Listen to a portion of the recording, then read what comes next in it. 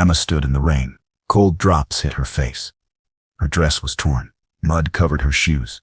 She held one small bag, everything she owned in the world. "Get out," her aunt screamed from the doorway. "You bring us nothing but shame. No money, no beauty, no worth at all." The heavy door slammed shut. The sound echoed in Emma's heart. She was alone, completely alone. The rich house behind her had never really been home anyway. Her aunt took her in when her parents died, but only for the money they left. When that ran out, so did any kindness. "You eat too much," they always said. "You worked too slow.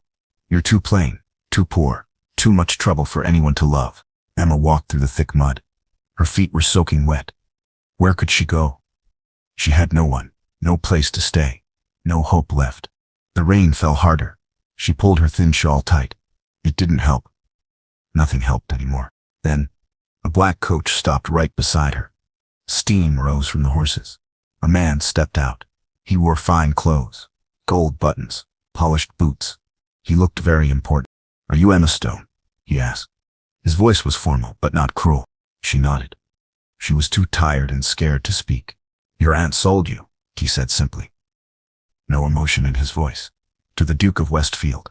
As a servant, or as his bride, he will decide when he meets you." Emma's heart stopped beating for a moment. Sold? Like a piece of cattle at market? But what choice did she have now? The rain was ice cold. The night was getting darker. She had nowhere else in the world to go. "The Duke is different from other men," the man added carefully. "He doesn't care about beauty or family money. He needs someone practical, someone real." Emma climbed into the warm coach. Her hands shook like leaves. A duke? She knew they were powerful people, proud people, sometimes cruel people. What would he want with someone like her? The coach rolled through the dark night. Emma thought about her short life. Her parents had loved her once. They died when she was only 12 years old. Then came 5 long years with her aunt. 5 years of daily hate, of being told she was worth nothing. Too tall and awkward, her cousin Jane would laugh every day. Too plain-faced, too poor. Who in the world would ever want you? Now a duke owned her, like property. Would he be worse than her aunt? Would he beat her, use her badly, throw her away when he got bored? The coach finally stopped. Emma saw a house bigger than anything in her dreams. Tall windows glowed with warm light. Stone columns reached toward the sky. It was grand, beautiful, and completely terrifying. "Welcome to Westfield Manor," the man said. "The Duke waits for you inside." Emma's legs felt weak as water, but she made them move forward, step by step, into whatever her new life would bring. Inside, servants stopped their work to stare. They whispered behind their hands. They pointed at her wet dress. Emma kept her head down. Her muddy shoes left marks on the polished marble floor. "This way, miss," a maid said. Not mean words, not kind words either, just careful words. They climbed wide marble stairs, down a long hallway lined with paintings, past doors made of dark wood, 2 huge double doors at the very end. "He's waiting inside," the maid said quietly. Then she left Emma alone. Emma stood there shaking. Should she knock? Should she run back to the rain? Should she just cry? The door opened by itself. A deep voice called out from the darkness. "Come in, Emma Stone. Let's discuss your future." She took a deep breath, then stepped inside. Her fate was waiting in that room. Good or bad, her old life was over forever. The girl that no one wanted, sold to a duke she'd never seen. For what purpose? She would very soon learn. The room was filled with shadows. Only firelight danced on the walls. A tall man sat in a leather chair near the flames. He didn't look up when she entered. "Sit down," he said. His voice was deep and rough, but not harsh or angry. Emma sat on the edge of a velvet chair. It was too soft, too rich. She wasn't used to such comfort in her life. "I am Marcus Gray," he said slowly. "Duke of Westfield. 30 years old, never married, and completely tired of people's lies." He finally looked up at her. Emma gasped out loud. A long scar crossed his left eye. Old and deep, it looked like it had caused terrible pain. "Not very pretty to look at, am I?" he said. A small smile crossed his face. Sad, but not me. I'm so sorry," Emma stammered. "Sorry for what? You didn't do this to me." He touched the scar gently. "War did this. 5 years ago now. It changed absolutely everything in my life." He stood up slowly, walked to the tall window. Emma noticed he limped just a little. Like walking still hurts sometimes. Before the war happened, women loved me, Marcus continued. They loved my face, my money, my fancy title. Then this happened to me. He turned back toward her. Every single one of them ran away. Even my bride-to-be, the day before our wedding ceremony. Emma understood that kind of pain. Different reasons. Same terrible result. Your aunt wrote me a letter, Marcus said. She said she had a niece, poor and plain and desperate, perfect for a scarred old duke. Emma's cheeks burned red with shame. Even when selling her, her aunt found ways to be cruel. She meant it as an insult, Marcus said quietly. To both of us, I think. But I'm tired, Emma, so very tired of pretty faces hiding ugly hearts. Tired of lies and games and fake smiles. He sat back down, studied her face carefully. Not the way men usually looked at women. Not searching for beauty. He seemed to look much deeper. I need a wife, he said simply. Not for love stories. Just for peace. Someone real and honest. Someone who works hard. Someone who knows what it feels like to be rejected by everyone. Emma found her voice at last. But why me? Because you're here right now. Because you have nowhere else to go. Because maybe we can actually help each other survive. He poured hot tea from a silver pot, handed her the delicate cup. His large hands were surprisingly gentle, very careful not to hurt her. I won't force you into anything, he said firmly. You can work as a paid servant here. Safe, warm home, good food, fair treatment. Or you can choose to be my duchess. It's completely your choice to make. Why would you want someone like me? Emma asked. I'm nothing special at all. Marcus laughed softly. Not mean laughter, just tired laughter.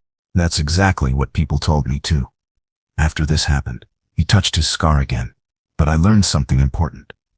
The world lies constantly about people's worth, about what is real value, about what actually matters in life. He stood up, walked to his desk, pulled out some papers with writing on them. I've been watching your aunt's house. How she treated you every day. How you survived it all. You're much stronger than you know, Emma. Emma sipped the sweet tea. It was warm and comforting. The first truly kind thing she'd experienced in so very long. What would you expect from me, as a wife? Marcus sat back down. His cheeks turned slightly red. Honesty always, help running the estate. Companionship when I'm lonely. Nothing physical between us, unless you wanted that. In time, maybe someday. This powerful duke was actually shy. It surprised her completely. I'm not a good man, he added quietly. I have terrible nightmares. Bad days full of anger. Memories from the war that won't leave me alone. But I'm never cruel, never to two people who don't deserve it. Emma believed every word. Something in his damaged eyes. Pain always recognized pain in others. Can I think about this tonight? Of course you can. Take all the time you need. Decide tomorrow morning. Tonight you should rest. Eat good food. Be warm and dry. Be completely safe. He called for the maid. Rose appeared quickly. She was older with a kind, motherly face. Show Miss Stone to the blue guest room. Get her clean, dry clothes. Hot food. Whatever she needs to be comfortable. As Emma followed Rose toward the door, she looked back once. The Duke stared into the dancing flames. All alone in that big room. Just like, maybe, they could be alone together instead. Morning sunlight came soft and golden. Emma woke up confused for a moment. The bed was so warm and comfortable. The room was clean and beautiful. Then she remembered everything. A gentle knock came. Rose entered, carrying a breakfast tray. The Duke is waiting in the garden, she said with a smile. When you're ready, dear. No hurry at all. Emma ate very slowly. Real food, fresh eggs. Warm bread with butter. Sweet jam. Her empty stomach had forgotten what being full felt like. She put on the dress Rose had brought. Simple blue cotton, but clean and whole. It fit her perfectly. The garden was huge and magnificent. Flowers bloomed everywhere in bright colors. Marcus sat on a stone bench reading. He stood up quickly when she appeared. You stayed the night, he said. He sounded genuinely surprised. Where else would I have gone? That's true. He smiled. That sad smile again. Will you walk with me? I'd like to show you my roses. They walked the gravel paths together. He showed her different types of roses, told her their names and histories. His voice was different out here, much softer, almost happy. I plant every one myself, he said proudly. My head gardener thinks I'm completely mad. Dukes aren't supposed to dig in the dirt with their hands. But you do it anyway. I do, it helps me forget. The war memories. The pain. Everything. They sat by a small pond. Colorful fish swam in lazy circles below the surface. Have you decided about my proposal? He asked, not pushing her, just gently asking. Emma watched the peaceful fish. What if I'm not good enough? There's a duchess, I mean. Good enough for whom? Marcus asked back.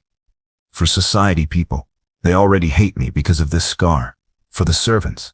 They'll respect whatever choice I make. For me, Emma, I just want someone real and honest. I don't know how to dance properly or host fancy parties. Or speak to important people. I never give parties, he interrupted. I hate dancing. My bad leg makes it nearly impossible anyway. They sat in comfortable silence. Birds sang in the trees. A gentle wind blew flower petals around them. Can I ask you about the war? Marcus tensed up completely. Then slowly relaxed. You can ask me anything. I might not be ready to answer yet. But you can always ask. That seems fair. He looked at her, really studied her face. You're different from everyone else. Most people demand answers immediately. They push and pry and won't stop. Pain needs its own time, Emma said softly. And trust between people. Both take time to grow properly. Marcus smiled then. A real, genuine smile. It transformed his entire scarred face. Marry me, he said suddenly. Not for love stories. We're not there yet. But for possibility. For hope. For a real chance at something true and lasting. Emma's heart started racing fast. Marriage to a duke. Scarred and wounded, but truly kind. I'm scared, she admitted. Me too, he said honestly. Absolutely terrified. But maybe we can be scared together. Maybe that's better than being scared alone. Emma thought about her aunt's house. The cold and hunger. The daily cruelty and hate. Then she looked at Marcus. Saw pain just like hers. But also genuine kindness. And hope. Yes, she said firmly. I'll marry you. Marcus blinked hard. Like he couldn't believe what he'd heard. Really? You mean it? Really and truly. But we go slowly. We learn about each other. We build real trust. We find our own way forward. Of course, whatever you need, however long it takes. No pressure at all.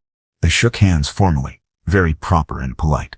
But his hand felt warm, strong, steady. When should we do this? Emma asked. Tomorrow? Unless that feels too soon for you? Emma laughed out loud. Her first real laugh in years. My aunt sold me yesterday. I slept in a duke's house last night. Now I'm engaged to marry him. Nothing feels normal anymore. Marcus laughed too. Deep and genuine. That's a fair point. Tomorrow then. Small ceremony. Just us. The priest. 2 people to witness it. They walked back toward the house. Side by side. Not touching yet. But definitely together. Emma? Marcus stopped walking suddenly. Thank you. For saying yes. For taking this chance. On me. On us. On whatever this might become. Thank you too, she said back. For seeing me.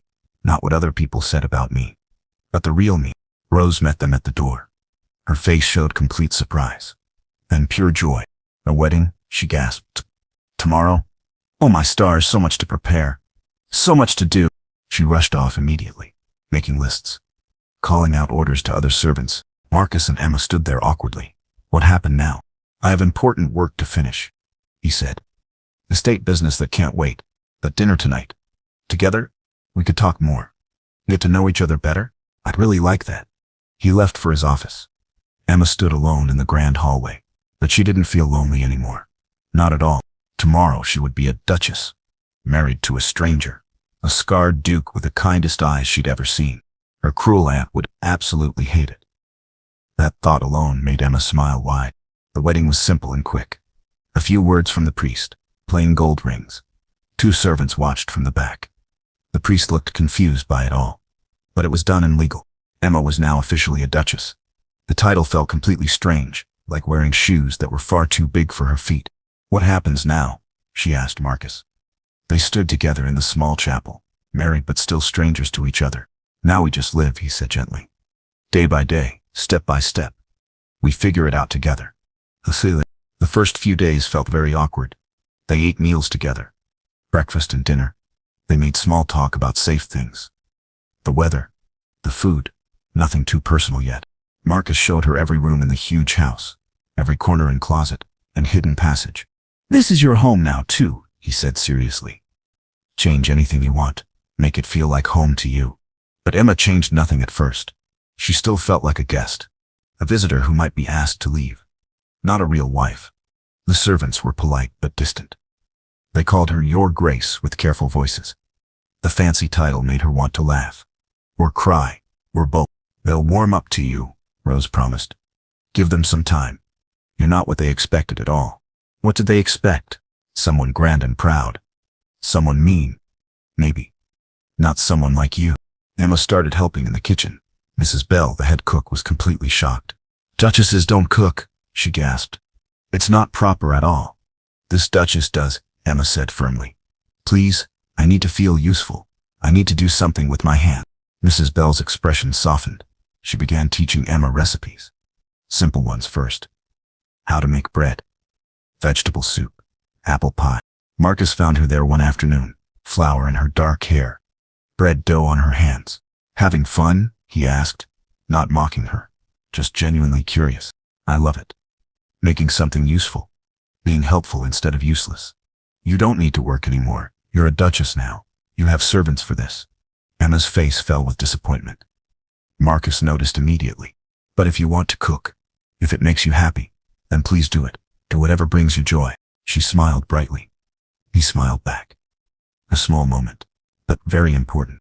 Days passed into weeks. Routines slowly formed. They ate breakfast together every morning. Marcus worked on estate business, letters and accounts and meetings. Emma explored the house and grounds. She found an enormous library, more books than she'd ever seen in her life. You like to read? Marcus found her there one evening. My father taught me before he died. I loved it. I'm sorry about your parents. That must have been terrible. They sat together in comfortable chairs. He pulled down his favorite books, showed them to her proudly. This one's about gardening. This one's English history. And this one. He paused, looking embarrassed. Poetry. My secret love that no one knows about. Emma took the poetry book carefully. Will you read some to me? I'd love to hear it. Marcus blushed red. But he read in his beautiful deep voice. The words came alive with emotion and meaning. They made this their evening habit. After dinner, each night, library time by the fire. Marcus, reading aloud. Emma listened with complete attention. Sometimes she read too. Her voice was quieter, but growing stronger each day. One morning Emma found him in the rose garden, digging and planting new bushes. His injured leg made the work difficult. She could see him struggling. Can I help you? He looked up with surprise. You want to dig in the dirt? I want to help you. They worked together in comfortable silence. Hands deep in rich soil, warm sun on their faces. He taught her about different roses, which ones liked sunshine, which needed more shade. Why roses? She asked. Why not other flowers? Because they survive everything, he said thoughtfully. Through harsh winters, through terrible storms, they always come back stronger, more beautiful than before, despite all their sharp thorns. Just like him, Emma thought to herself. Just like both of us. The servants began to warm up to her. They saw her working hard, helping instead of demanding. She wasn't above them. She worked right alongside them. Tom, the young stable boy, taught her about the horses. She was frightened at first. They seemed so big and powerful. Start with Daisy, Tom said gently. She's old and gentle, perfect for learning. Daisy was calm and patient. Emma learned to brush her coat, feed her carrots, trust her completely. Marcus watched from his office window. He smiled, seeing his strange new wife, cooking with servants, gardening with dirty hands, making friends with horses. With everyone except him, it seemed. But that wasn't true, he realized. They were becoming friends. Sort of, getting closer, very slowly but surely. One rainy afternoon, Emma found him in terrible pain. His leg ached. His head pounded. War memories were attacking his mind. Can I help somehow? She asked softly, very carefully. Just sit here, talk about anything at all? Just not about war, please note, about war. So she talked about simple things. About the bread she'd baked that morning. About Daisy's new tricks. About the book she was reading. Her gentle voice pushed the dark memories away. Just a little bit. Thank you, he said later, for not running away. Most people do when I'm like this. We made a promise, Emma reminded him, to be scared together. Remember? He remembered, reached out slowly, took her hand in his. The first time they'd really touched, not formal handshakes. Real human contact. I'm glad you stayed that first night, he said. Me too, she said honestly. And she truly meant it. Days became weeks, which became months. Two complete strangers, learning to live together, learning to trust each other, building something new, not love yet, but a strong foundation, something real and lasting. Day by day, spring slowly turned into warm summer. Emma changed in ways she'd never expected, not just on the outside, deep inside too. She mastered bread baking completely. Perfect golden crust, soft and fluffy inside. Mrs. Bell beamed with motherly pride. Better than mine now, the cook admitted happily. You have the natural touch for it. Emma learned about healing herbs too. Which ones cured sickness? Which ones are flavored food? Which ones brought peaceful sleep? The garden became her outdoor classroom. Lavender, for better sleep. She explained to Marcus one evening. Fresh mint for upset stomachs. Sage for wisdom and clear thinking. Do I need sage? He teased her gently. We all need more wisdom, she teased right back. Their invisible walls came down slowly, bit by bit, joke by joke, smile by smile, day by day. The servants completely loved her now. She remembered everyone's names, asked about their families, helped when someone was sick or troubled. Young Mary got a dangerous fever. Emma sat with her all night. Cool, wet cloths on her forehead. Herb tea every hour. Soft songs. Her own mother once sang to her. You saved my daughter's life. Mary's mother wept with gratitude. Thank you, Your Grace. Thank you so much. Just call me Emma, she said gently. Please. Just Emma. But they couldn't do that. She was their Duchess now. Their good Duchess. Their kind and caring Duchess. Marcus watched Emma grow and change. Confidence bloomed like his prize roses. She walked taller and straighter, spoke clearer and louder, smiled much more often. You're completely different now, he said one evening after dinner. Bad different, good different, wonderful and different. You're becoming yourself, the real Emma that was always hidden inside. She helped him too in quiet ways. His bad days came much less often. Her calm presence soothed his troubled mind. Her gentle voice, her peaceful energy. The village got sick with spreading fever. The old doctor was overwhelmed and exhausted. I could help them, Emma said carefully. I know herbs now. Basic healing. Simple care. Marcus hesitated. Duchesses didn't work with common village people, but Emma wasn't a common duchess. Not at all.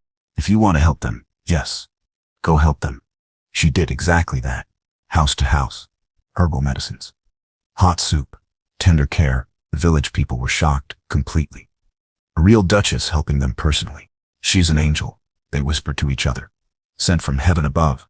Emma came home exhausted each evening, but glowing with purpose and joy. You're happy, Marcus observed. Really, truly happy. I'm useful, she said simply. I matter. I make a difference.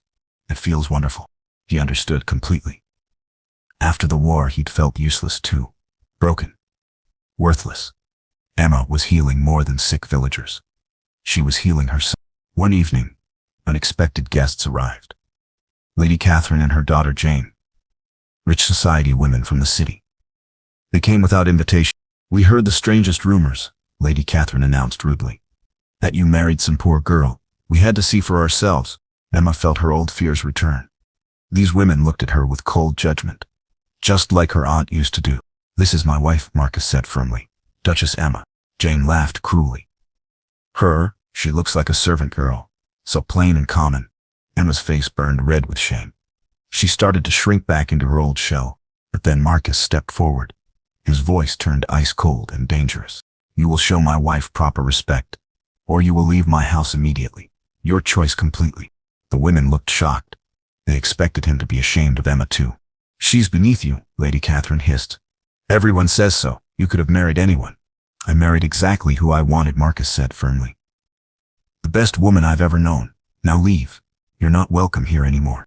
After they left, Emma sat quietly. The old doubts came flooding back. Maybe they're right, she whispered. Maybe I'm not good enough for this life.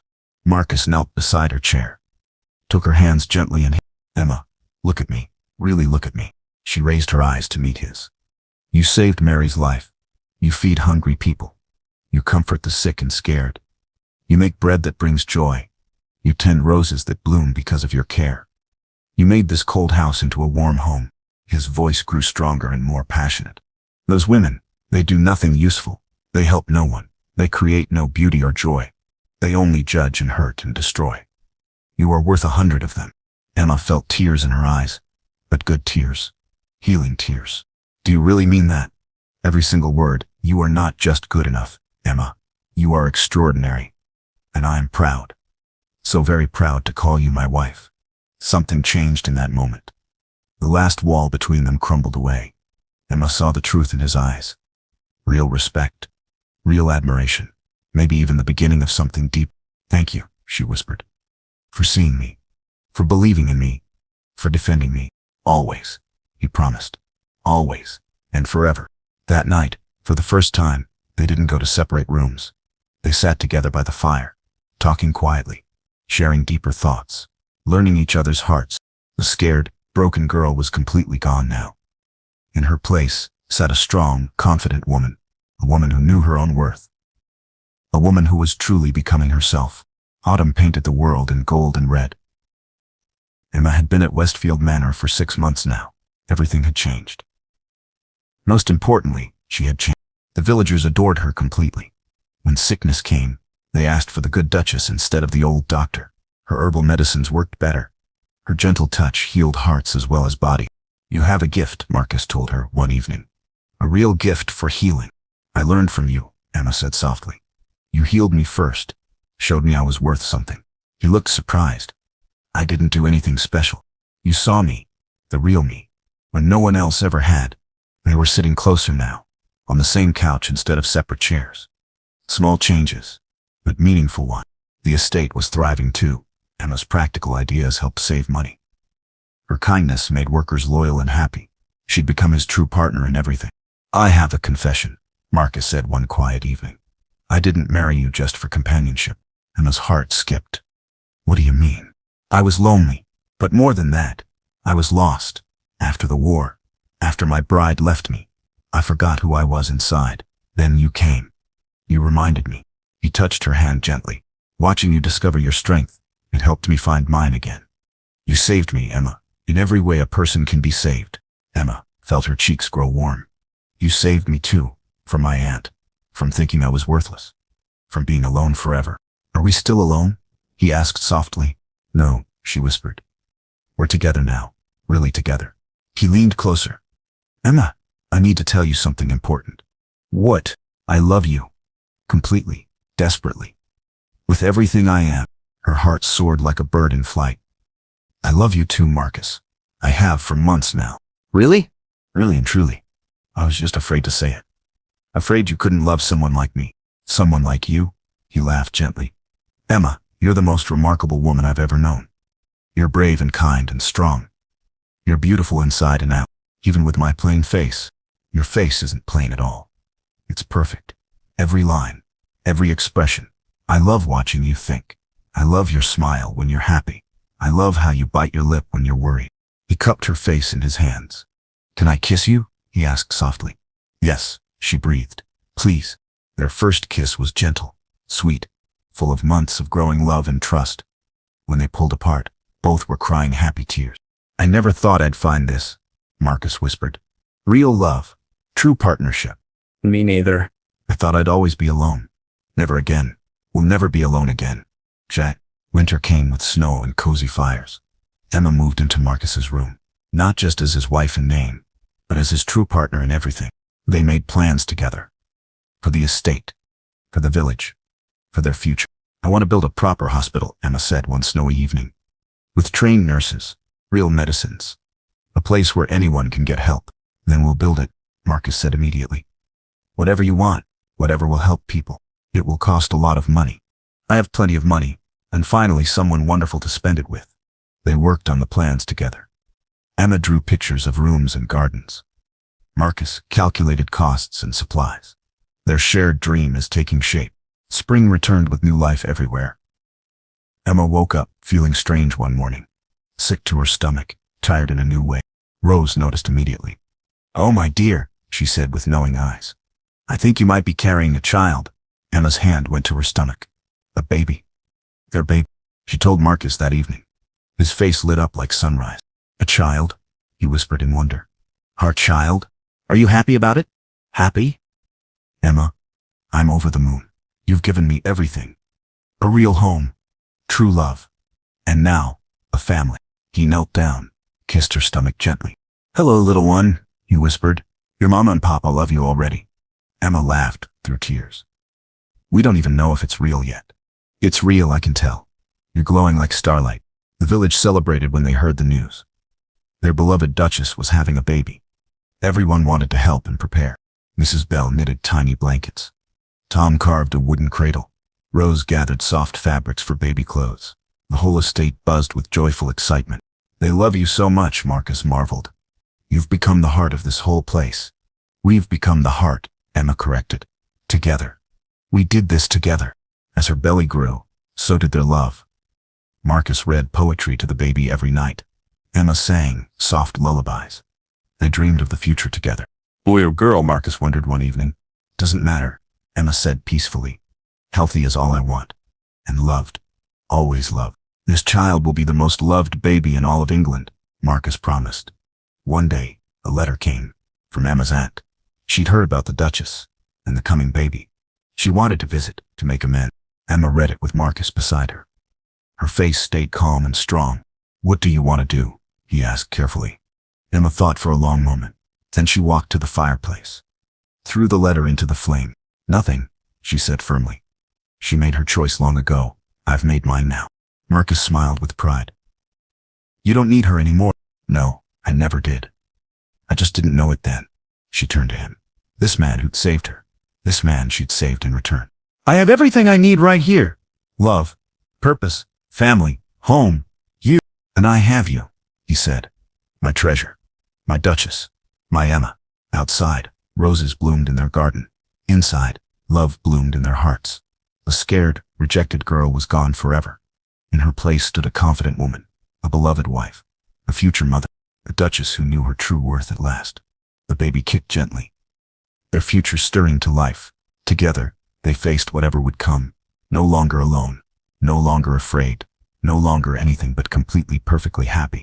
Their love story was just beginning. Emma stood in her garden, watching their children play. Little Thomas, age 4, chased butterflies between the rose bushes. Baby Sarah, just learning to walk, picked flowers with chubby fingers. "Mama, look," Thomas called. "I caught one." "Very gentle," Emma reminded him. "Let it fly free." He opened his small hands. The butterfly danced away on the breeze. Marcus appeared behind her, wrapped his arms around her waist. Still the same gentle touch after all these years. "The hospital is finished," he announced proudly. "Ready for patients tomorrow." Emma leaned back against his chest. "Really? It's finally ready. Dr. Williams says it's the finest facility he's ever seen, thanks to my brilliant wife's designs." The Emma Gray Hospital stood at the village center. 3 stories of healing and hope. Emma had planned every room, every detail. A place where anyone could find help. "I got another letter today," Marcus said carefully. "From the Queen herself." Emma turned in his arms. "About what?" "She wants to visit. See the famous hospital. Meet the Duchess who's changing everything." Emma laughed. "Me? Famous? I just help people." "You do much more than that.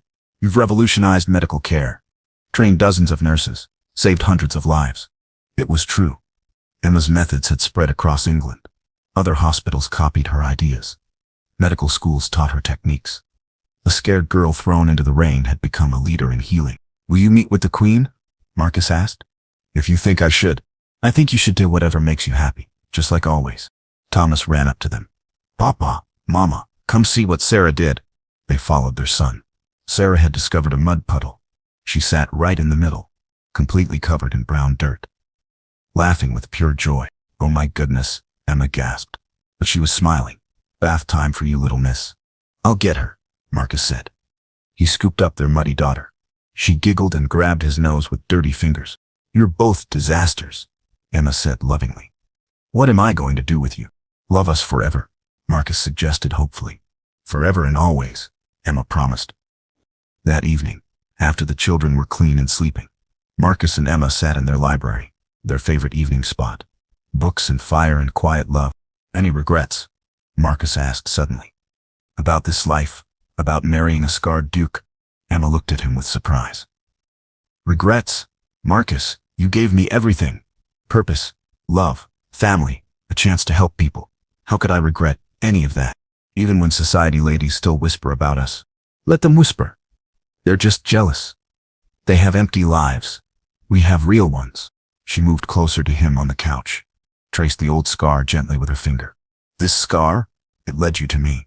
It made you look beyond surfaces, see people's hearts instead of their faces. I'm grateful for it now. And your aunt's cruelty led me to you too. Everything led to you. To this, to us. Marcus kissed her softly. Still made her heart race after all these years. I have something for you, he said mysteriously. It's not my birthday. It's better than a birthday. It's the anniversary of the day you said yes to marrying me. He pulled out a small wrapped box. Inside was a necklace. Simple, elegant, beautiful. Read the inscription, he said. Emma held it to the firelight. Tiny words engraved in gold. My treasure. My Duchess. My Emma. Forever yours. Marcus. It's perfect. You made me remember who I was, inside. Before war. Before pain. Before fear. You brought me back to life, Emma. We brought each other back to life. He fastened the necklace around her neck. It felt warm against her skin. Like his love. Like home. What do you want to do tomorrow? Emma asked. Whatever you want. Visit patients. At the hospital. Work in the garden. Play with our children. I'm happy anywhere as long as you're there. Same answer for me. Anywhere with you is exactly where I belong. Outside, snow began to fall. Their first winter storm of the season. Inside, they were warm and safe, and completely content. The rejected girl and the scarred Duke. Two broken people who'd found each other, who'd healed each other, who'd built something beautiful together. Love, family, purpose, home, everything they'd ever dreamed of and more. Their story had begun with pain and rejection, but it ended with joy and acceptance, with knowing their true worth, with finding where they belong, together. Always together. The fire crackled softly. Snow fell gently. Love surrounded them like a warm blanket, and they lived happily. Not just ever after, but every single day. Because real love isn't just an ending. It's a beginning. Again and again. Forever. Emma stood in the corner. Her mother's words cut deep. You're too plain, she said. Too quiet. Too boring. Her sister Sarah was perfect. Golden hair, blue eyes, sweet smile. Everyone loved Sarah. But now, Sarah was dying. Very sick. The doctor came daily. Medicine costs money. Too much money. Their father had died young. Left them with nothing. Just debts and pain. Emma must work, Mother decided. She's no use here anyway. The job was far away. 3 days by coach. A place called Rosewood Manor. The Earl needed help. His sister was ill too. You'll be a nurse, Mother said coldly. Nothing more. Don't shame us. Emma packed her few things. 1 dress. 2 books. Her father's old ring. She touched it softly. He'd loved her once. Called her special. The coach ride was long. Cold rain fell outside. Emma shivered alone. Other people stared at her. She kept her head down. Always did. At every stop, she thought of Sarah. Sweet Sarah, who never mocked her. Who shared her food. Who held her when she cried. I'll save you, Emma whispered. I promise. Rosewood. The manor stood like a castle. Dark stone walls. Tall iron gates. It looked scary. Emma's heart sank fast. The butler met her there. Looked her up and down. Frowned deeply at her. You're the new nurse? She nodded quietly. Couldn't speak yet. Too scared inside. The Earl is difficult, he warned.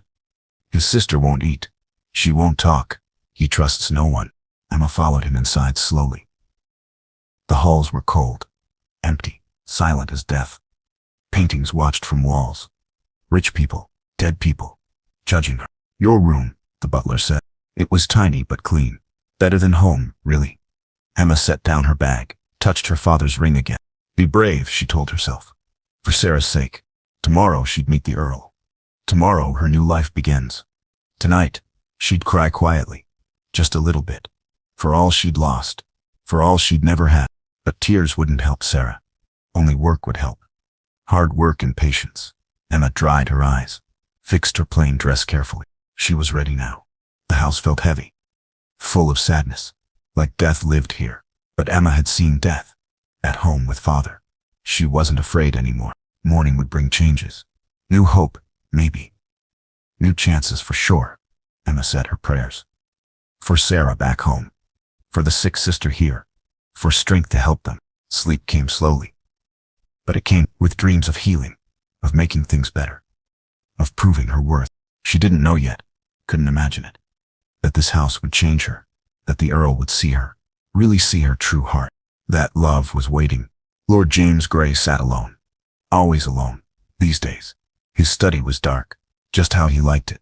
2 years since the accident. 2 years of watching. His sister Anna wouldn't eat, wouldn't speak to anyone. The doctors gave up hope. He'd tried everything possible. Best physicians in London. Special treatments from Paris. Nothing worked at all. Anna just stared blankly, like her soul had left. The servants whispered behind doors, called him cursed by fate. He said he was cold, heartless and cruel. Maybe they were right. He touched Anna's portrait gently, hidden in his desk. It hurt too much. Seeing her face, remembering her bright laugh.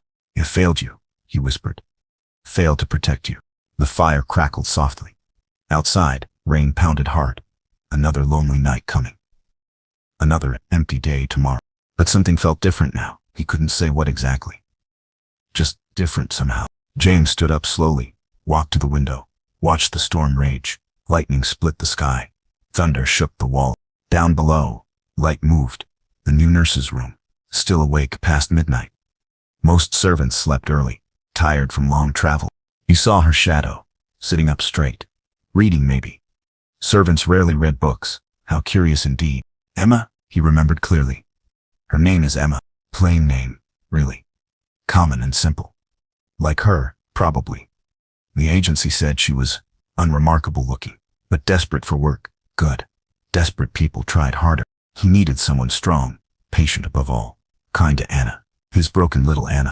James returned to his desk. Work waited there. Always more work. Numbers and letters.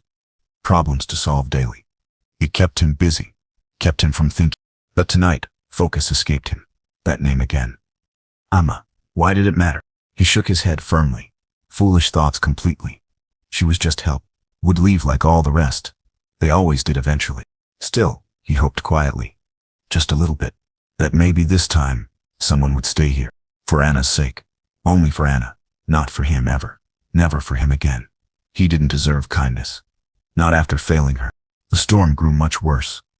But somehow, the house felt warmer. Just slightly warmer tonight. Very strange indeed. He'd built walls around himself. High walls of ice. After Anna's accident. After losing everyone. Walls to keep pain out. Keep hope away too. But walls could crumble. Given time and patience. Given the right touch. The right heart is nearby. He didn't know this yet. Couldn't see it coming. That's a plain girl. A nobody from nowhere. Would change everything here. Would bring light back. Would heal his sister. Would heal him too. Tomorrow he'd meet Emma. Tomorrow would bring surprises. Changes he never expected. Hope he'd forgotten I existed. But tonight, he just sat, in darkness, and silence. Waiting for dawn, waiting for something. He didn't know what. The candle burned low. The storm calmed down. Sleep called to him. But James stayed awake, watching that distant light, wondering about the girl. The nurse is named Emma. Something was coming. He felt it, in his bones, in his heart. Change was coming. Good or bad, he couldn't tell. But coming for sure. Morning came too early. Emma dressed with care, hands shaking badly. Today she'd meet him. The difficult herb. The kitchen buzzed with gossip. He never smiles, cook said. Never laughs at all. Cold as winter stone. Poor Lady Anna, a maid whispered. Sweet child, before, now trapped in silence. Emma listened carefully, said nothing back. Mother taught her that. Quiet girls cause no trouble.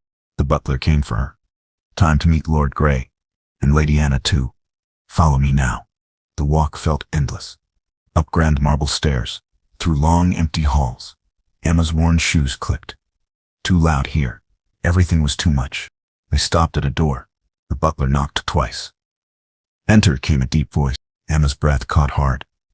The Earl stood by, tall and imposing, dark hair and shoulders. But his face, so sad, so very tired. He didn't turn around. You're Emma then? Yes, my lord. Her voice cracked. My sister Anna is broken. She doesn't speak, doesn't eat much. Can you handle that? Emma thought of Sarah. Sick Sarah is back home. I'll try, my lord. Finally, he faced her, gray eyes like storms. They studied her closely, saw everything there. Her plain brown dress, her common face, her feet. She's in the music room. Mrs. White will show you. Don't expect any miracles. Emma curtsied deeply, nearly tripped to doing it. Her cheeks burned bright, but the Earl looked away. The music room was different, full of light, windows everywhere. So unlike the house, a young girl sat by the piano bench. Dark curls hung loose, pale skin like paper, eyes that saw nothing. "Hello there," Emma said softly. No response at all. Anna held a book, stared past Emma completely, through her really. Emma sat down carefully. "Not too close. I'm Emma now. I'll be here if you need me." Silence stretched long. Other nurses would talk, fill the quiet space. Emma just waited patiently. She pulled out her book, started reading aloud. Soft voice, gentle words. A story about birds, about flying free. Anna didn't move much, but was that interesting? Just a tiny flicker. Hours passed this way. Emma read stories. Anna listened. Maybe. Hard to tell. Lunch came on a tray. Anna wouldn't eat anything. Emma didn't force her. Just left food close. Kept reading stories. Then, something small happened. Anna's hand moved slowly toward the bread, took a small piece, ate it quietly. Emma kept reading steadily, kept her voice calm, didn't react much, didn't scare her. The Earl came at dinner, stopped short suddenly. Anna was eating, actually eating food. His eyes went wide. "How did you?" he asked. Emma stood up quickly. "She just did, my lord." I read to her. Those gray eyes studied again. "Different this time, though." "Continue then, please. Whatever you're doing now." He left very quickly, but Emma saw it, just for 1 second, hope in his eyes. That evening was quiet. Anna fell asleep early, in her chair. Emma covered her gently, with a soft blanket. "Sleep well, sweet one," she whispered. The Earl appeared again. "She's sleeping peacefully. First time in months." "She's tired, my lord. Healing takes energy. Rest helps everything." He stepped closer then. "You're different somehow, from the others. Why is that?" Emma thought carefully first. "I know sadness, my lord. My sister is very sick. I understand the pain." Something changed in his face, softened slightly. "Yes, pain. It follows us." They stood in silence. Not awkward, though. Just peaceful somehow. "Thank you, Emma," he said, "for today's progress." She watched him go, heart racing strangely. Why, though? He was the Earl. She was nobody. But still, that night Emma wrote to Sarah back home. "The work is good. The Earl is sad. His sister needs help. I think I can help. Save money fast. Get better soon. Miss you." She sealed the letter, touched her father's ring. Today went well, better than hope. Maybe, just maybe, she could help, could make a difference, could prove her worth. Tomorrow would bring more chances, more hope, more time with them.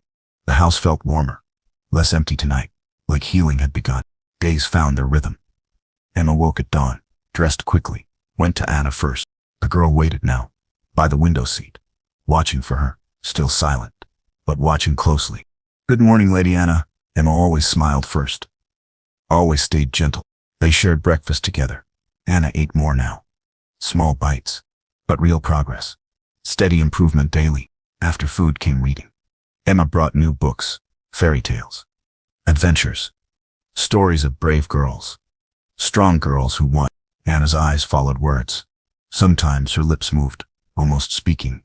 Not quite, but getting close. The Earl watched often. From doorways mostly, never entering the room, just observing everything. Emma pretended not to notice, but she felt his presence, always there. One morning brought rain, trapped them inside completely. Emma had an idea. "Let's draw, Lady Anna." She brought paper supplies, colored pencils too. Started sketching something. A bird, simple, happy looking. Anna watched her work, then reached out slowly, took a blue pencil, made marks carefully. Not quite a picture, but trying hard. "Beautiful work," Emma said. Meant it completely too. Anna almost smiled then. Almost, but not quite. The Earl appeared at lunch, saw the drawings there. His face changed completely, softened like spring. "She hasn't drawn since." He stopped talking suddenly. Couldn't finish the sentence. Emma understood, though. "Since the accident." "Would you like to draw, my lord?" The words escaped, too bold, too forward. He stared in shock. Servants didn't ask such things. But then, He sat down, took a pencil, drew beside his daughter. They worked in peace. 3 people together, making art, making connection. The Earl drew trees, strong but lonely. Anna drew shapes, searching for meaning. Emma drew birds, free and singing. When he left later, he paused. Thank you, Emma. First time using her name. It felt warm inside. Days passed this way. Breakfast together, reading stories, drawing pictures, sometimes walks outside. Anna held Emma's hand, trusted her completely. The house changed too. Maids smiled more often. Cook hummed while working. Even the butler seemed lighter. Hope spread like sunrise. Emma wrote to Sarah. Send most wages home, kept just enough. For paper, for pencils, for new books. The Earl joined meals. Started asking questions. About the stories. About Anna's progress. About Emma's life. Tell me about home, he said once. Emma hesitated at first. Not much to tell, my lord. My mother is difficult. My sister is everything. Your sister is sick. Very sick, my lord. The doctors say, not long. His face grew dark. I'm sorry, Emma. Truly sorry for that. She nodded quietly. I couldn't speak then. Too much emotion. He reached across suddenly, touched her hand briefly. You're helping Anna. Your sister would be proud. Emma's heart squeezed tight. I hope so, my lord. That touch lingered, warm and gentle. Different from anything. Emma felt confused, hopeful, scared too. After he left, Anna signed. Her first attempt, pointed at Emma. Made motions, not words, but communication. What is it? Emma asked. Anna kept signing, frustrated now. I want to speak. Emma understood suddenly. Happy? You're happy today? Anna nodded quickly. First response ever, then pointed outside. At the garden. You want to go? To the garden? Another nod, eager this time. They walked together slowly. Anna picked flowers, smelled them deeply, smiled for real, actual happiness showing. The Earl found them, sitting in sunshine. Anna wore flowers. Emma braided them, both laughing quietly. She's happy, he said. Wonder in his voice. She remembers joy, Emma replied. Just needed reminding. He sat beside them, in the grass. Earl or not, just a father, watching his daughter bloom. You've given her back, he whispered. Give me back hope. Emma met his eyes. I saw gratitude there. I saw something else. Something deeper, warmer, more dangerous. She was always there, my lord, just hiding. Healing takes time, and patience, and kindness. He looked at her, really looked. You have both. Emma blushed deeply. I'm just doing my job. No, he said firmly. You're doing much more. Anna yawned, then, tired from happiness, from being alive. They walked back together. 3 people, like a family. Emma pushed the thought away. Too dangerous, too impossible. But the seed was planted. Hope growing wild. Change is coming fast. That night Emma couldn't sleep. I kept thinking about him. About gray eyes. About gentle touches. About impossible dreams. Stop it, she whispered. Know your place. But places were shifting. Lines were blurring. The Earl saw her, really saw her, like a person. Not just help. And Emma was falling into something wonderful, something terrifying, something that could break her. But for now, she'd enjoy it. Kindness. The warmth. The feeling of belonging, even if temporary. It was beautiful. Weeks turned to months. Emma discovered hidden gifts, talents she never knew. The garden came first. Anna loved flowers deeply, but they were dying. No one tended them. The gardener had left. Can we fix them? Emma asked Cook. If you know how, dear, worth a try. Emma read garden books, studied plant needs. I learned about soil, sun, water, care. She and Anna worked, pulling weeds together, planting new seeds, getting dirty, getting happy. The Earl found them, covered in mud, laughing together. Well, Emma laughed. Anna almost did. What's all this? But not angry. Almost, amused instead. Healing the garden, my lord. Like healing people, it takes time. Take love. He knelt beside them, touched the dark soil. Show me how. 3 pairs of hands, working as one. The Earl's strong hands, Anna's small ones. Emma's gentle touch. By summer flowers bloomed. Bright colors everywhere. Sweet smells filled the air. Life had returned. Everyone noticed. "You've got magic hands," Cook said. "What else can you do?" Emma learned cooking next. Simple foods, really, but made with love. Anna ate everything. Even vegetables now. The Earls started joining. All their meals. First just watching, then tasting food, then requesting favorites. "This soup," he said. One evening. "It tastes like home." Emma glowed with pride. "I worked even harder. I learned much more. Herbs for healing, teas for sleeping, remedies for sadness." She helped other servants. Headache cures for maids, burn treatments for cook, kind words for everyone. Soon all came to her. "You're a healer," Butler admitted. "Natural-born talent there, but the best healing." That was Anna. Slowly but surely, the child emerged, still quiet mostly, but present, aware, truly alive. One day Emma sang, while gardening alone, old song, her father's favorite, about birds finding home. A small voice joined. Barely there, really, but absolutely real. Anna was humming, actually making sounds. Emma kept singing steadily. Tears fell freely, happy tears. The Earl stood frozen, watching closely, listening, hoping desperately. That night he found her. She hummed today. "My daughter hummed." "Yes, my lord. Music helps healing." My father said, "Songs heal souls." Your father was wise. He was kind. That's better than wise. The Earl smiled then.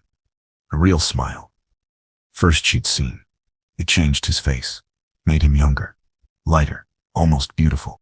"Teach me," he said, "to be kind again." "I've forgotten how." Emma's heart squeezed tight. "You never forgot, my lord. Just buried it. Under all the pain." He stepped much closer. "How do you know?" "Because I see you." With Anna, the love is there. Always was there. Something shifted between them. The air itself. The space. The connection. "Emma." He stopped talking. Shook his head. "Forgive me. It's late." He left very quickly. Emma stood alone, confused and breathless. What just happened? Days grew much warmer. Rose grew much stronger. She pointed now at things wanted, made clear choices, showed real preferences. Emma taught her signs. Simple hand movements. For basic needs. Anna learned fast. Smart girl, just trapped before. The Earl learned too. Watched Emma's hands, copied her movements. Father and daughter, talking without words. One afternoon, Anna signed. Something completely new. Pointed at Emma.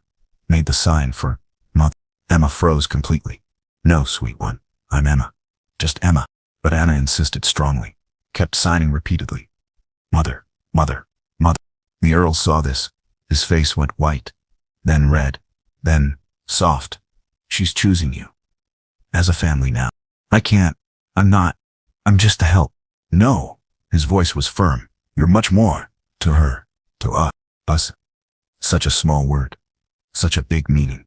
Emma fled then. Too much. Too fast. Too impossible. She was nobody. He was Earl. These weren't fairy tales. But that night, Anna had nightmares. Called out desperately. Not for my father. For Emma. Emma ran quickly. Held her close. I sang soft songs. Felt small arms grip tight. Trust is complete. The Earl watched from the door. "She needs you. We both do." Emma met his eyes. I saw the truth there. Saw a real possibility. Saw danger too. "I'm here," she whispered. To Anna. To him. To herself. "I'm not leaving." And she meant it. Whatever came next. She'd stay here. She'd help them. She'd heal them. Even if it broke her heart. Autumn came with gold. And deeper talks. The Earl sought Emma. Often now. "Tell me about Sarah," he said. One evening. Fire crackling. Anna is sleeping upstairs. Emma rarely spoke. About her sister. It's always too painful. But his eyes were kind, patient, and safe. "She's everything I'm not. Beautiful. Charming. Loved by all." Emma's voice broke. "But I'm so sick now. So very sick." "You love her deeply." "She's my heart. My whole world." Tears fell freely. "I'm losing her." He moved closer. Like I lost Mary. Anna's mother. First time mentioning her. His dead wife. Emma waited quietly.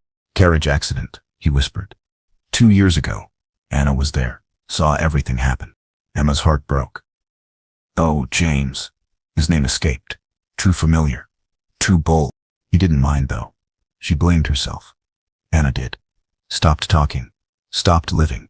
Really. Survivor's guilt, Emma said. I know it well. How do you know? My father. I was there when he died. Couldn't save him. Emma's voice shook. Couldn't do anything. James reached out.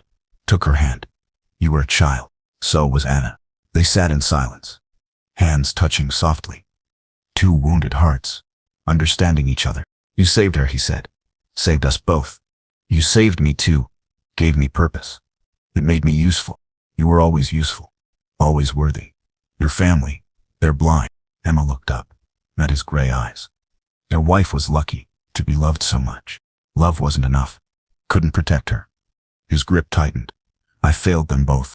Love is always enough. It brought Anna back. Brought you back too. Something shifted then. Between them. Around them. The air grew thick. Heavy with feeling. Emma, he whispered. You're... A sound interrupted. Anna's voice. Calling from upstairs. Emma? Emma? They froze completely. Anna had spoken. Actually spoken words. They ran together. Up the stairs. To Anna's room. She sat up, in bed. Eyes bright. Emma, where are you? Right here, sweet one. Emma rushed forward. I'm right here. Anna smiled widely. I had dreams. Good dreams. About flowers. And singing. James stood frozen. His daughter is speaking. After 2 long years, tears streamed down. Papa, Anna saw him. Why are you crying? He knelt beside her. Her small bed. Happy tears. Love. So very happy. Emma made me better. Emma and you together. That word hung between them all. Together. Later, after Anna slept, they walked the halls. Side by side. She's really back, he said, wonder in voice. She never left. Just needed time. And love. He stopped walking, turned to face her. Emma. She looked up, at his face. Saw everything there. The love. The want. The fear. I know, she whispered. I know, James. This is madness. I know that too. But he stepped closer. I can't help it. Can't stop myself. Neither can I. His hand touched her cheek gently. You're beautiful, Emma. So very beautiful. No one said that. Ever before. Emma's eyes filled. Inside and out, he continued. Anna sees it. I see it. Why don't you? Because I'm not. I'm plain. Ordinary. Nothing special. You're wrong. So very wrong. His thumb brushed. Her tears went away. You're extraordinary. Kind. Gentle. Strong. Emma leaned in. His warm touch. James, I love you, he said. Simple and clear. God help me. I love you. Her heart stopped. Then raced wildly. You can't. You shouldn't. But I do. I love you too, she whispered. So much it hurts. He bent his head. Slowly and carefully. Give her time to pull away. She didn't move. Didn't breathe. His lips touched hers. Soft and gentle. Like a question. Like a prayer. Emma melted into him. First kiss ever. Perfect and sweet. When they parted, both were breathless. What happens now? She asked. I don't know. Society will object. Your family will rage. I don't care about any of them. Nor do I. But you're an earl, and I'm nobody. He cupped her face. You're everything to me. To Anna. That makes you everything. Emma smiled, then, through her tears. I love you, James. Whatever comes next. And I love you. Always and forever. They held each other. In the dark hall, 2 hearts joined, against the world. Tomorrow would bring problems. But tonight, they had love, pure and true. 3 days of bliss. Then the letter came. Emma's mother was here, in a town nearby. She demands to see you, Butler said. His face was grim. At the inn. Right away. Emma's blood turned cold. Mother never traveled, never left home. Something was very wrong. I'll come with you, James said. But Emma shook her head. She'll be worse, if she sees you, thinks I'm above myself. The ride felt endless. Emma's hands shook. What did Mother want? Why come here? The inn was small, dirty and dark. Mother sat rigid. In a wooden chair, face like stone. Sit down, she ordered. Emma obeyed quickly. Like a child. Sarah is dead. The words hit. Like physical blows.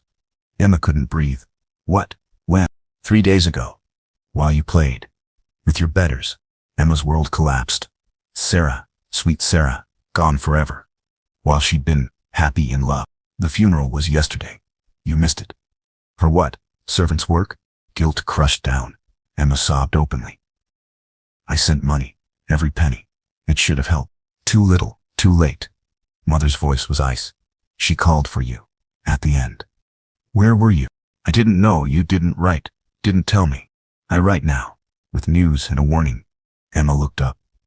Through her tears. Lord Grey's cousin visited. Told interesting stories about his fondness for a certain maid. Emma's heart stopped. What do you mean?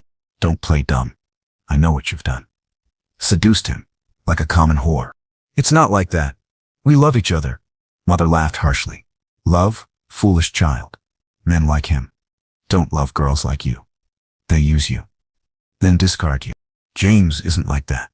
James? You call him James? Mother stood up. Even worse than I thought. She pulled out a folded paper. His engagement announcement to Lady Catherine Mills, published yesterday. Emma grabbed the paper, read quickly. The words swam, but there it was. Lord James Grey. Lady Catherine Mills. Wedding next spring. No, Emma whispered. This can't be real. Very real. Very public. Very planned. Long before you. Emma's heart shattered. Completely broken now. Sarah was dead. James was engaged. Everything was lies. Pack your things, Mother continued. You're coming home. Today. I can't leave Anna. She needs me. She has nurses. Proper ones. You're done playing. Time to face reality. Emma stumbled outside. Sick with grief and betrayal. How could James? How could he lie? The ride back. It was pure torture. Every memory hurt. Every kiss was felt like poison now. She found him in the garden, playing with Anna, both laughing together, happy and free. He saw her face, stood up quickly. Emma? What's wrong? She threw the paper at his feet. When were you? Are you going to tell me? He picked it up, read quickly. His face went white. Emma, let me explain. Explain what? How did you lie? How did you use me? It's not what you think. It's exactly what I think. You're engaged to someone else. While making promises to me. Anna looked confused. Emma? Why are you crying? Emma knelt down, kissed Anna's forehead. I have to go. Sweet one. My sister. She died. Anna's face crumpled. No, don't leave me. I'm sorry, so very sorry. Emma ran then to her room, started packing quickly, hands shaking with rage. James followed her. Emma, please listen. I listened enough to your lies. Her pretty words. The engagement was arranged years ago. Before I met you. I haven't agreed, haven't signed anything. But you didn't refuse. Didn't tell me. I was trying to find a way to break it properly. Emma spun around. There's no way. You're an earl. I'm nobody. Society makes rules. We can't break them. We can try. Together. No. Emma's voice was steel. We can't. And won't. She continued packing. James watched helplessly. I love you, he said. Desperately now. Love isn't enough. You said so. About your wife. Love doesn't conquer. Social class. Family expectations. Reality. Emma, please. Don't do this. I'm doing what's right. What's proper. You should marry Lady Catherine. Have the life. You're supposed to. I don't want that. I want you. Emma closed her bag. Faced him fully. Want and have are different things. You taught me that. Tears streamed down his handsome face. What about Anna? She needs you. She needs stability. Not a scandal. Not gossip. No shame. You're wrong. About everything. No, Emma said sadly. I'm finally right. About my place. About our differences. About reality. She walked past him, toward the door. If you leave, he called. I'll come for you. Emma stopped. Didn't turn around. If you do, if you cause scandal, I'll disappear completely. You'll never find me. Emma. Goodbye, James. Be happy. With your proper wife. She left him standing in her empty room. Heartbroken. Dreams shattered. But it was right. It was proper. It was over. Back home was hell. Mother ruled with anger. Blamed Emma for everything. Sarah's death. Money lost. Shame brought home. You threw it away. Your position. For foolish dreams. Emma worked silently. Cleaning. Cooking. Serving. Like before. But it's different now. Stronger somehow. Days passed slowly. Weeks dragged by. No word from James. No letters. Nothing. Good. It was better. Safer this way. But Anna's letter came. Shaky child's writing. Emma, please come back. Papa is sad. I am sad. We need you. Emma's heart broke. Again and again. But she didn't answer. Couldn't encourage hope. Then Mother got worse. Meaner. More cruel. You think yourself too good now. Above your station. I never said that. Your face says it. Your manner. Too proud. Too confident. Emma realized the truth. She was different. Changed completely. Months with James and Anna had taught her her own worth. I know my value, she said quietly. Finally know it. Mother's eyes flashed. Your value? You're nothing. Plain, stupid, worthless. No, Emma said firmly. I'm kind. I'm useful. I'm worthy of love. Worthy? Mother laughed harshly. Look at yourself. Who could love that? Emma stood straighter. Someone did love me. Someone good and kind and honorable. Lies and fantasy. Truth and reality. I helped heal a broken child, a grieving man. I made gardens grow. I brought joy back. Mother's face grew red. You brought shame. Nothing more. I brought healing, love, hope. That's not shameful. You seduced your master, like a common whore. Emma's anger flared, hot and bright. I loved someone who loved me back. There's nothing common about that. Mother raised her hand to slap her. Emma caught it, held it firm. No more, she said. Steal invoice. No more hitting. No more cruel words. I won't allow it. Mother stared shocked. How dare you? I dare because I'm not a child. I'm a woman who knows her worth. Emma released the hand. Stepped back calmly. I'm leaving here. Today. Where will you go? You have nothing. No position. No references. I have skills. I have knowledge. I have value. Emma smiled sadly. You taught me what not to be. James taught me what I could become. She packed again. Her few things. Father's ring. Some saved coins. If you leave, Mother threatened. Don't come back. Ever. I won't, Emma promised. This isn't home. Never was, really. At the door, Emma turned back. Sarah loved me. Father loved me. That's enough. That's everything. She walked away.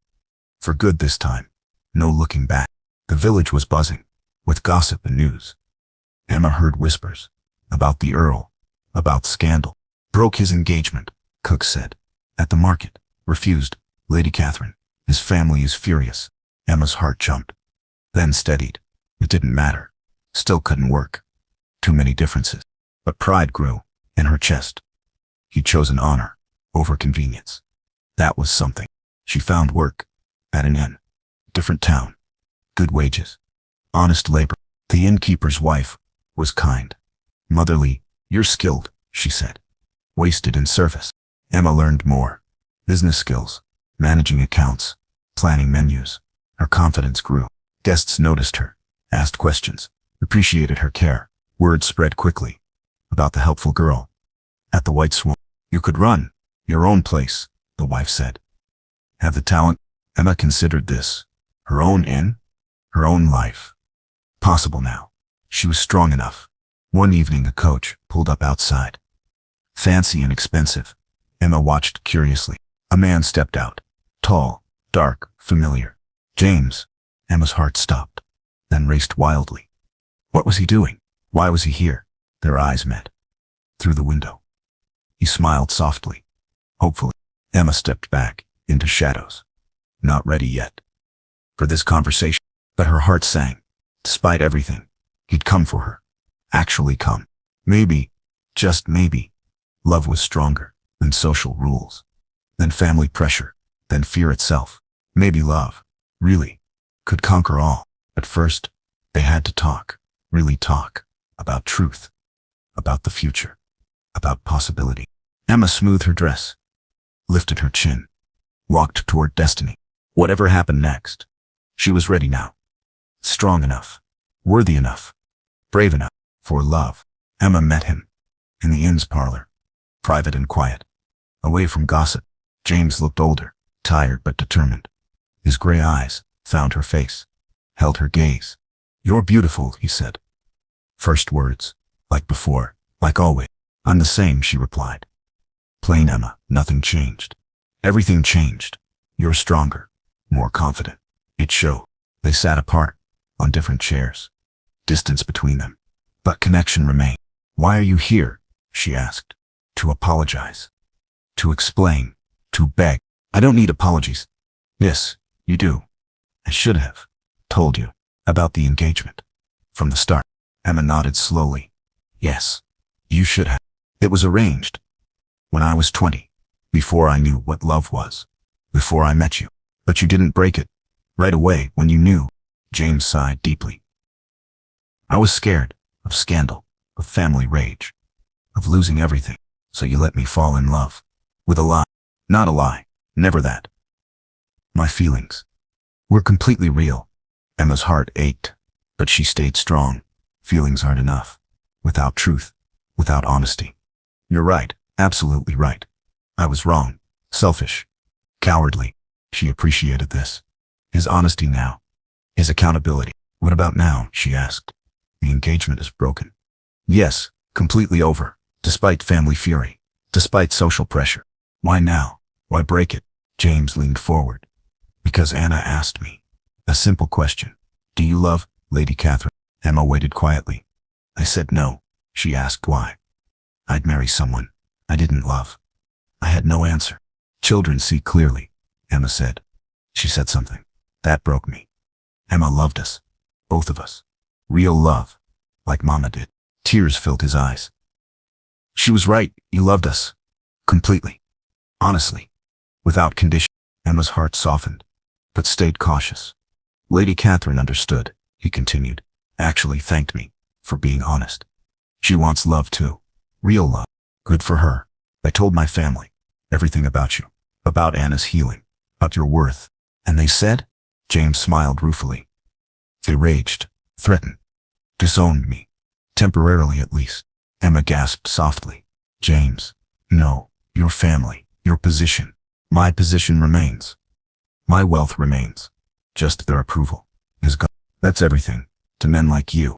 No, he said firmly. Love is everything. You taught me that. Emma felt walls crumbling slowly. Hope you return carefully. What do you want? From me now? Everything, he said simply. Marriage. Partnership. Life together. The scandal will be enormous. Let it be. We'll weather it. Together. I'm still nobody. Still common born. James stood up, knelt before her. You're Emma Gray. If you'll have me, you'll be a countess. My countess. He pulled out a small box, opened it carefully. A simple ring, beautiful and pure. Marry me, Emma. Please. Make me whole. Emma stared down at his face, at the ring, and the future. What about Anna? The scandal will affect her too. Anna made me promise to find you, to bring you home. She said she'd rather have scandal than sadness. She said that? She said love matters more than what people think. She's very wise. For 8 years old. Emma laughed then, through her tears. She is wise. Is that a yes? Hope in his voice. Emma looked at him. Really looked. Saw the man. She'd fallen for it. Honest now. Vulnerable. Real. The innkeeper's wife said something about me running my own place. James's face fell. You want that more than marriage? I want both. I want partnership. True partnership. Equal. His face brightened. Yes. Absolutely yes. You'd help manage the estate, the finances, everything.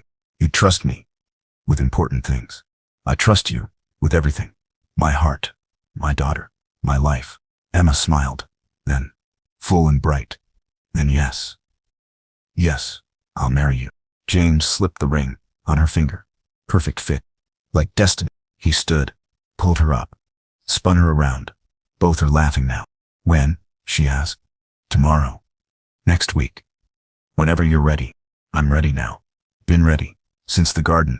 Anna will be so happy. Anna will be our daughter. Officially now. Our daughter, our family, our love. They kissed then. Deep and sure. No more secrets. No more barriers. Just love. Pure and true. 5 years later, Rosewood Manor bloomed. Like never before. Emma walked the halls. In silk and confidence. Countess now. But still herself. Still kind. Still real. Anna ran past. 13 now. bright and happy, chattering constantly, making up for lost years. Mama, Emma, come see. The roses bloomed. Mama, Emma. The name stuck from the very beginning. Emma loved it, more than titles, more than anything. In the garden, James waited. Older now, gray at temples, but smiling always. When he saw her, "My love," he said, kissed her gently. "How was town?" "Productive. The women's shelter is nearly finished." Emma had started this, her first big project. A place for women in trouble, needing help. "Mrs. Patterson sends thanks for the funding." James beamed with pride. "My brilliant wife, changing the world, one woman at a time." They walked together, through thriving gardens, past happy servants, into their home, the great hall. It was different now. Warm and bright, full of laughter, full of light. Paintings showed family, not just ancestors. Emma's portrait hung beside James's, equal place, equal honor. Anna's voice called from the music room. "Papa, Mama, come listen." She played piano now, beautifully, soulfully. Music had returned to the silent house. Emma and James sat together on the sofa, his arm around her, her hand in his. Anna played love songs, wedding songs, happy songs. The music floated through every room. "I got a letter," Emma said. "From the village." "Your mother?" Emma shook her head. "A young girl needs help. Her family threw her out." "For what reason?" "She fell in love with a blacksmith. They called her foolish, worthless." James squeezed her hand. "What did you tell her?" "To come here, to us. We'll find her. Work, training, hope. You're building an army of strong women." Emma smiled widely. "Someone has to show them their worth." The letter continued. "Other news too. Mother remarried. A merchant. Seems happy." "Good for her." She asked to visit, to meet her grandchildren. James raised eyebrows. "Children, plural?" Emma blushed prettily. "There's something I should tell you." "What is it?" "We're having another baby." James's face lit up like sunrise. Truly, Anna will have a little brother or sister." He kissed her then, deep and grateful. "Oh, I love you so very much. And I love you." Anna finished playing, ran to them. "What are you talking about?" "Babies," Emma said. "You're going to be a big sister." Anna squealed with joy, hugged them both. Really truly. That evening brought visitors. The Duke and Duchess of neighboring estates, once enemies, now friends. Society had accepted Emma's position. Slowly but surely, her kindness won them. Her work impressed them. Her love inspired them. "Countess Emma," the Duchess said, "your Ladies' Academy is remarkable." Emma had opened this last year, teaching girls skills and confidence, reading and business. "Education changes everything," Emma replied.